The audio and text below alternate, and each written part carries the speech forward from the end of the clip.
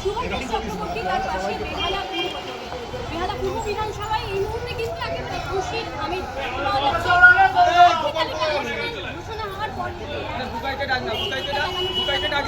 প্রার্থী তালিকা ঘোষণা হওয়ার পর থেকেই কিন্তু যে আবির খেলায় তারা প্রত্যেকে মেতে উঠেছেন এবং এমনকি আতশবাজি ফাটানো হচ্ছে, এমনকি একে অপরকে মিষ্টিমুখ করানো হচ্ছে। এর পাশাপাশি যে জিনিসটা দেখতে পাওয়া যাচ্ছে যে ব্যান্ড পার্টি এনে একেবারে বাদ্য ঢোল কাসর বাজনা সহ আনন্দ উৎসাহে কিন্তু তারা 100% আশাবাদী যে এবার বেহালা পূর্ব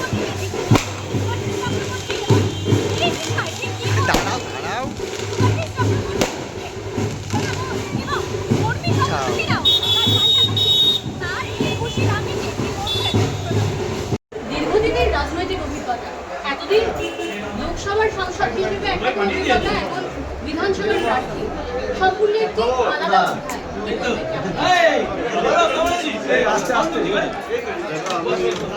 অনেক অল্প বয়সে সংস্পর্শে এসেছিলাম।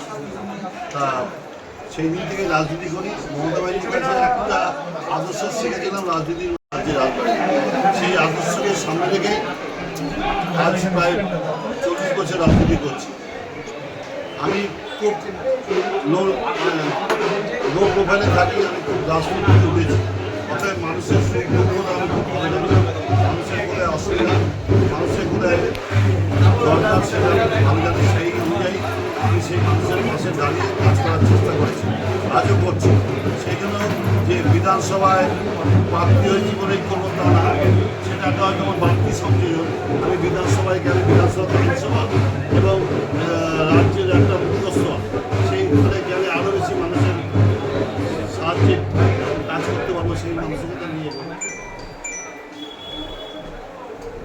বেহালা পূর্বের মানুষ একেবারে অধীর আগ্রহে বসে আছে, কি উপহার পেতে চলেছে?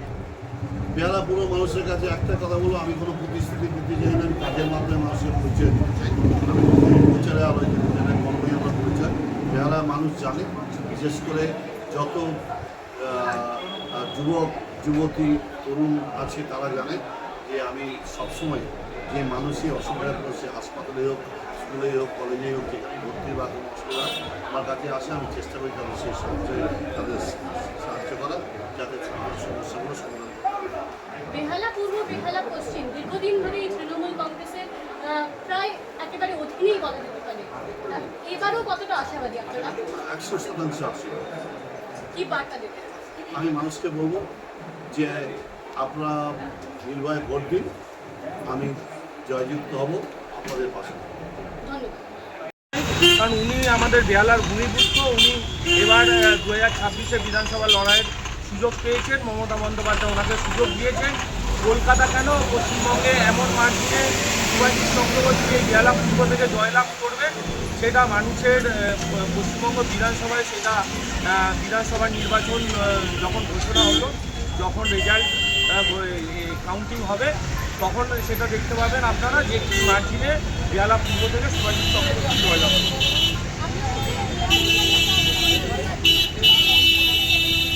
সবই শুরু হয়ে গেছে, কিন্তু দলের নির্দেশ অনুযায়ী দল যতক্ষণ না প্রার্থী ঘোষণা করছেন ততক্ষণ তো কারোর নাম আমরা জেনে থাকলেও আমরা সেগুলো লিখতে পারি না। দল যখন অনুমতি সহকারে নাম প্রকাশ করেছে, এবার আমাদের কর্মী সমর্থকরা সবাই সব জায়গায় ঝাঁপিয়ে পড়বেন দেয়াল লেখার জন্য। আমাদের ফ্লেক্স তৈরি ছিল, আমরা দল ঘোষণা করবার পরেই আমরা সেই ফ্লেক্সগুলো লাগিয়ে দিলাম।